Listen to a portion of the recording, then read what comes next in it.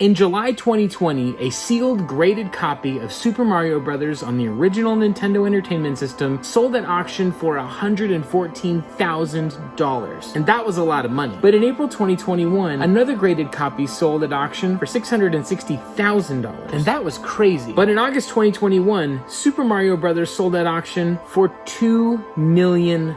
And that was just controversial. Reading headlines like these may leave you wondering if that old box of games in your attic is actually a gold mine. Like all things collectibles, the answer to that question is that it's complicated. Ladies and gentlemen, how are you? Welcome to Mort's Garage. I'm Mort, and this is my friend Chris. Chris, how are you? I'm good. Good. Good to see you. Tell everybody about you. My name's Chris. I'm a musician here in California. In California? And I have a music project called Life Is My Soundtrack. Mm-hmm. It's kind of very influenced by video games and different types of music that I'm into. People use it for relaxation, for sleep, just to listen to, for studying, all kinds of stuff. And it's great. It's not quite like explosions in the sky, post-rock type stuff in general, but it feels like that too. Chris, I'm so glad you're here, man. I'm glad to see you. I'm confident this is a three-parter of evaluation and appraisal that we're going to be doing today. How do you feel about that? I'm ready. Okay, you ready to be here for a long time? I am. Good. We're going to get into what you brought because you brought a lot of great stuff, and we're going to go into different categories of things. So I can't fit all of this into one video because there's just too much. So tell me about your collection and your history. You have amazing stuff. You don't have good stuff. You have amazing stuff. Well, this is news to me. I play games and I like games, but I don't know that much about games or the other side of things. But I grew up playing Nintendo, Genesis, Super Nintendo, TurboGrafx 16, Game Boy, Game Gear, Sega Master System, you name it, kept going. Always wanted a Neo Geo. That was my favorite. Yeah, well, you heard the systems that Chris mentioned. Buckle up. I want everyone to know, this is for entertainment. I'm not an expert. This is for fun. Treat everything I'm saying as one person's opinion and do more research on this from here. I'm going to ask you, though, that if you had to point blank make a decision right now, what would you do? But I won't hold you to it. Okay. What's motivating you to be here? Are you thinking of selling it? Thinking of maybe selling some things. This stuff has been sitting in some boxes, and I was recently going through everything and seeing what was what, and I found stuff and found that I had some things that might be interesting, and then as fate would have it, I ran into you, and I thought Mort has a YouTube channel. This might be interesting. This is going to be the kind of regular common stuff. So some of this is in categories of things that we've talked about before. But as we go along, just know this is where we're starting. Wait until you see what we lead up to, because it's going to get spicy. This is the original Nintendo. Chris has quite a stack of games here. What are some of your memories of Nintendo? Jaws is my favorite game on Nintendo, even though it's not very good. It was the first game I bought, and I also liked Kid Icarus and Metroid, Zelda. Yep. Ninja Gaiden, even things like Kid Nicky. All classics. I loved Kid Nicky. That's one that people don't talk a lot about, but actually I think it's a great game. This one is a radical ninja. He is a very radical ninja. One of the reasons I did this series is because people heard these headlines about Wata Games, which is a grading company, grading a copy of the game Super Mario Bros. And the graded copy sold for hundreds of thousands of dollars, if not more. And the reason why that's so interesting is because there's a ton of controversy behind it. But not everybody watching and reading those headlines knows the controversy behind it. They just hear that and assume that what they have is worth a lot of money. Not exactly the case, but you have a lot of great games here that are, I would say a lot of these were pretty standard in most people's NES collection. Let's start with game number 1. And that is Mario Duck Hunt. This is one of the most common games for the original Nintendo.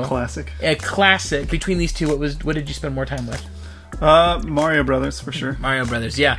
$5 on this one. Let's throw that onto the calculator. $5,000, yes. Got it. Yeah.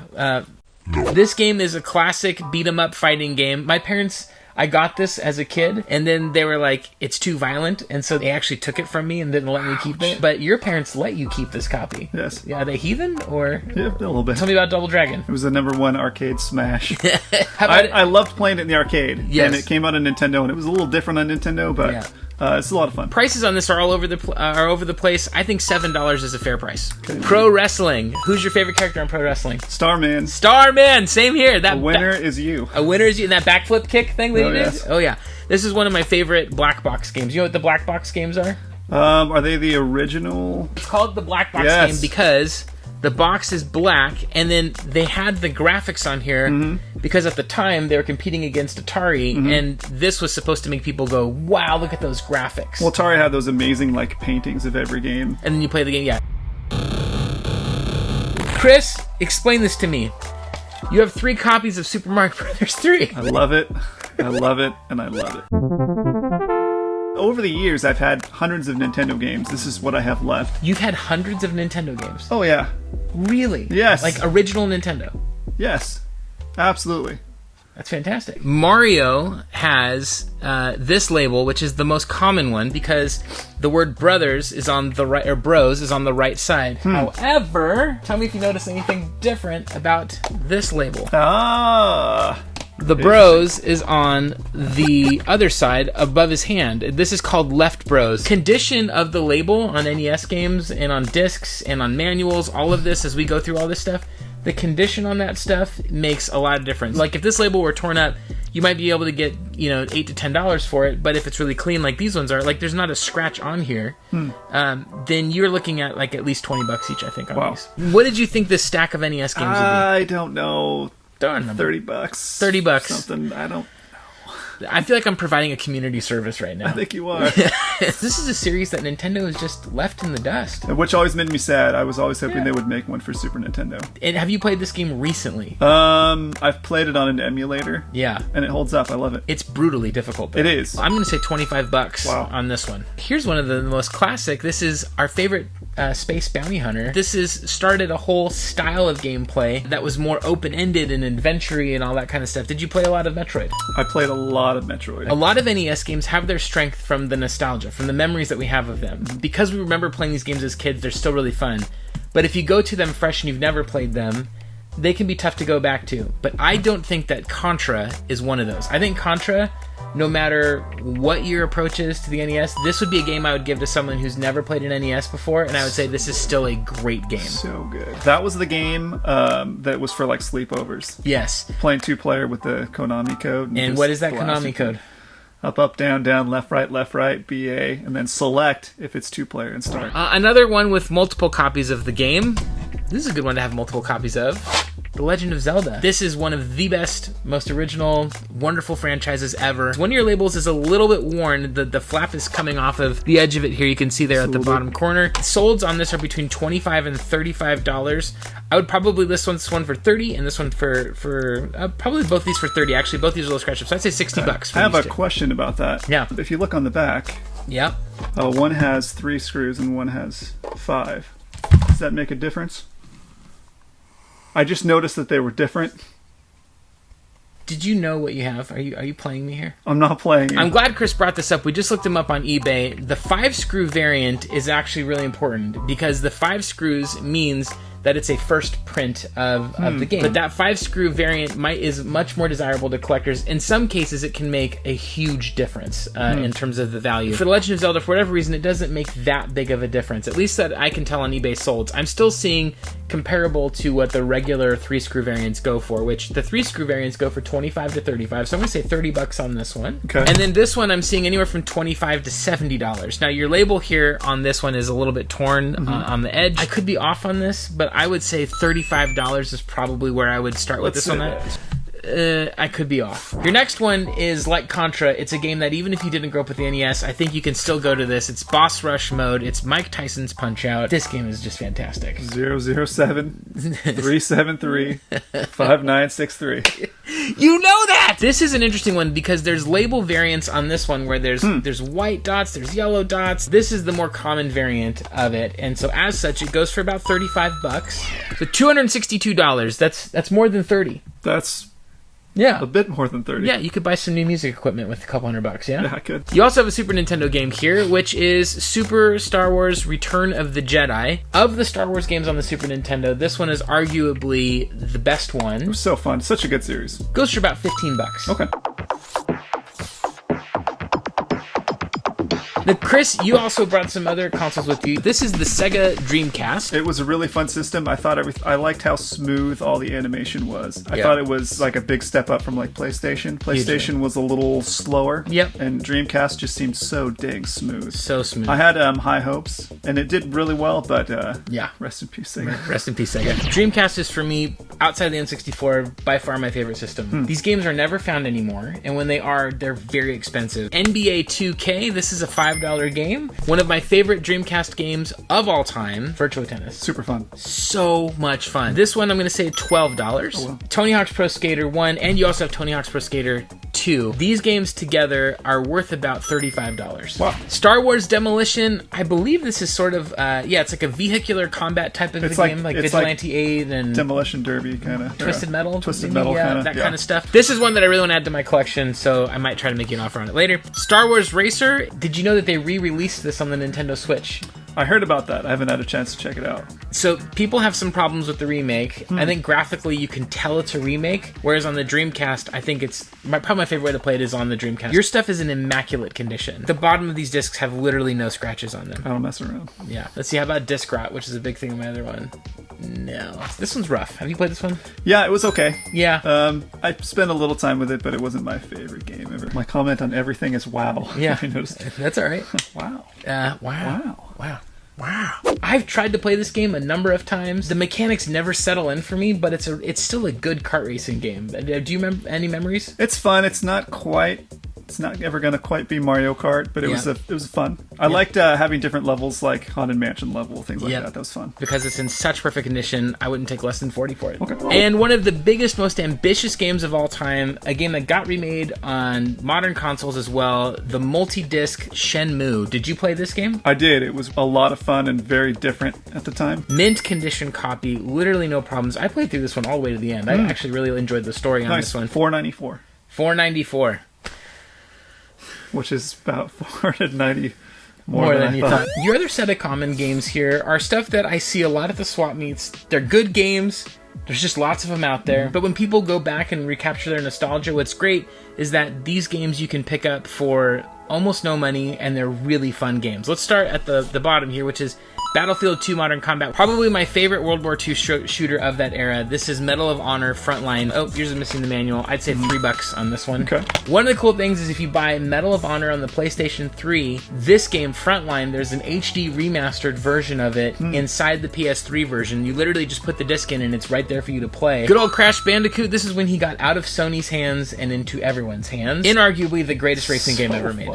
Inarguably. So fun. Slight problem. You have the PS2 version. I spent lots and lots of time playing Burnout. Crash mode? Oh, yeah. And you got a GameCube game in here, Chris. This is Star Wars Rebel Strike Rogue Squadron. That's your common titles. Some of this stuff just won't ever sell because there's tons of them out there. They're really easy to find, which is not a bad thing. In fact, it's a great thing if you want to just play these games. The GameCube stuff in general is just a real quick seller, and then your common NES games are a really good seller as well. Your Dreamcast stuff would sell really fast, but some of these PS2 games might sit for quite a while before they find a buyer. You've got a few options of what you can do with this stuff. The first thing you can do is you can just keep all these games. They're great games. These are great consoles. These are great systems. These are games that are some of the more played games on their respective systems. These aren't just junk. You know, this is stuff that gamers loved to play. You can go back to Star Wars. You can go back to Burnout. You can go back to Punch-Out. You're sitting on, close to $600 worth of games if you were to just go and try and buy these back at the store right now. You can take this stuff to a pawn shop. Now, I don't know what pawn shops would do in terms of value. I don't have as much experience in that realm. Pawn shops, though, seem to do well with people who need money quickly. And so I just, in general, think it's an option, but there's other better ways to resell. But I would still check out a local pawn shop and see what they could do. I wouldn't rule it out. There could be some good stuff there. Option number 3 is you can take this to a video game store. I would not take these to a GameStop because GameStop wouldn't take most of them. They would actually take some of them. GameStop does buy back retro games, but I would take these to a local mom and pop store. Have a good idea of what this stuff is worth and expect a game store to pay between a third the value and half the value, somewhere in that range. And it would pay out in either cash or it would pay out in trade credit. You might get half the value for it in trade credit if it's really easily, quickly sellable items like your Legend of Zeldas, some of these Dreamcast games, or the Star Wars game. The GameCube stuff is really hot right now. It sounds like Zoolander. I turned left! But a game store might look at Medal of Honor and go, I'll give you $1 for it. The other one is you could sell it to me. I would give you about 60% of the value of this stuff.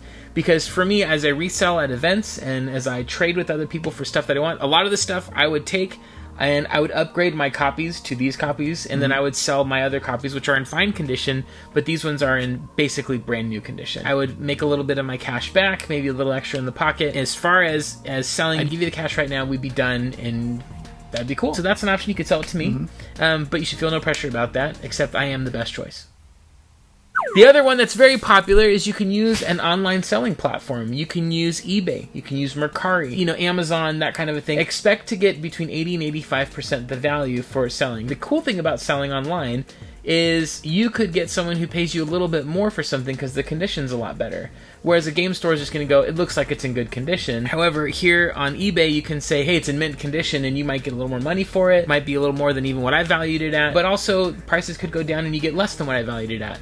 So 80 to 85%, you also have to factor in a few things that make selling online an extra little bit of a hassle. One is you got to buy shipping supplies. The other thing you got to deal with is time. It takes a lot of time to list games, take all the pictures, write the descriptions, sell the games. If it gets lost in shipping, you're responsible for it. A buyer could, cancel their order or do returns, any of that kind of stuff. That may not be a big deal to you. You might have time for all that stuff, and it's really easy, and that's something that I do, and so to me it doesn't bother me, but for others it can be a turnoff. The other is, you can go to OfferUp. I would list some of this in lots, and I would list others of it individually. And on OfferUp, you can get close to 100% the value for it. You're probably going to get haggled relentlessly because of some of these items. OfferUp, Facebook Marketplace. The other option is you can go to enthusiast groups on Facebook. Different cities have different, networks of retro gamers where they buy, sell, trade amongst one another. Cool thing I like to do there is to sell stuff at below eBay prices and hook other people up, but still make a little bit of money at the same time. A lot of collectors, though, in those groups have a lot of these games because a lot of these games are pretty common, except for some of your Dreamcast stuff is a little harder to come by, especially in the condition that they're in. But like stuff like Burnout and Crash and Medal of Honor probably wouldn't sell in that context. Okay. So based on all of those options, what do you think you'd do? Based on those options, if I had to make a choice right now, I'd probably sell to you. I'm just saying. Why would you sell to me? I like you.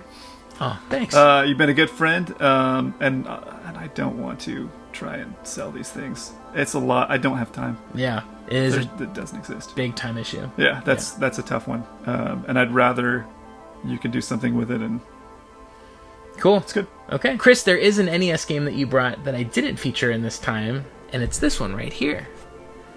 This is Dragon Warrior 3, one of the most sought-after role-playing games on the Nintendo. And role-playing games are some of the most just desirable games in general for their respective consoles. But we don't have time to talk about it right now because this video has gone on long enough. If you want to know how much this is worth and what else Chris brought, there's a lot more stuff, and each video from here on out gets a little spicier and a little spicier. So, ready to do this one more time? Yeah. Let's do this 2 more times. We'll see you on the next one. While many of us have items of value hidden away in that old box of childhood games or toys, the odds of us having something newsworthy are quite low and dependent on a number of complex factors. And yet, whatever the monetary value may be of those childhood items, nothing is more valuable than the joy that comes from the memories they leave with us. Thanks for watching. Have a great rest of your day.